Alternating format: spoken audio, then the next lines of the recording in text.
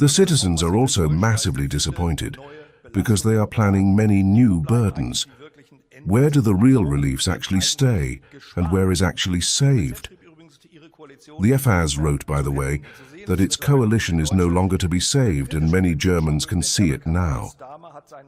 The British Premier, let's look over the Elbe Canal, Starmer, has declared his withdrawal because he only has 19% approval. Your value is at 16%. The citizens no longer trust you. Isn't it time to finally put an end to this spook?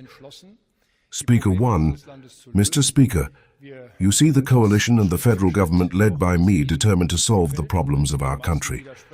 We do this step by step, even if you don't like it, and if you disagree with most of what we decide here.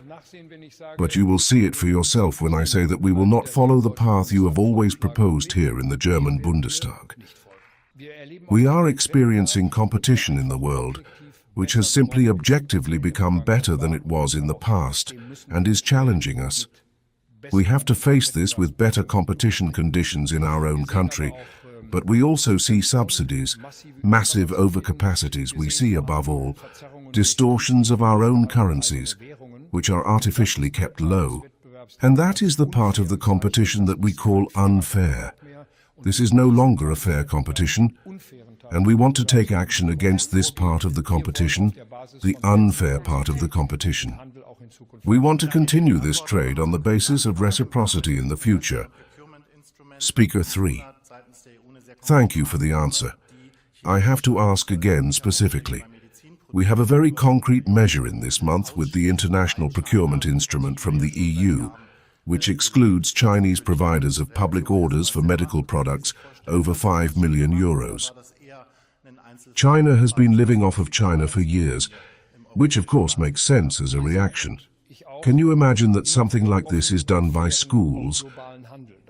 Or was that rather a single case on the basis of what you have just sketched as your line in the European Council? Speaker 1. We are, and I too, always for open and fair global trade. We have always benefited from this, but trade must be fair. And if it does not take place on the basis of reciprocity, then we have to talk about instruments on how we can compete against such unfairness. Speaker 2.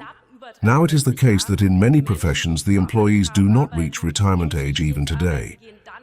When you think of the employees in care, in logistics, in construction, the average, i.e., the real retirement age is just over 63 years.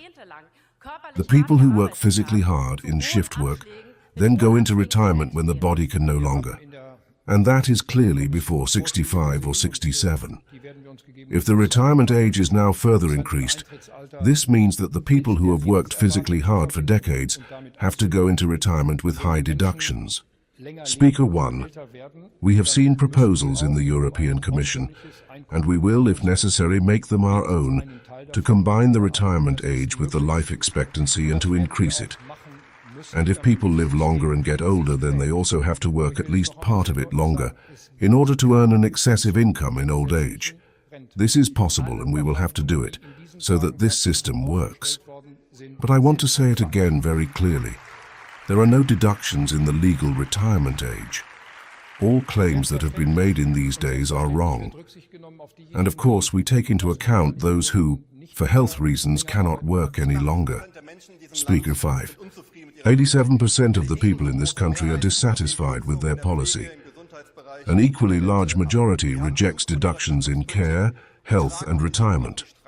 They have had enough of their deductions and carry this anger on the streets. And yet they continue to put the chainsaw on the social state. Speaker 1. We do not share the description of the situation again. Of course, there are family fates. And of course, we want to be just in individual cases and make a system future-proof, which helps these families and those affected. But only with more money and more redistribution is the problem not to be solved. And that's why it stays that way. We have an obviously deepening dissent in the description of the situation, and also a deepening dissent in the description of the solutions. But that's not a drama. We can have that together. That's democracy. We have a different conviction, and we will make a different decision than the one you just suggested.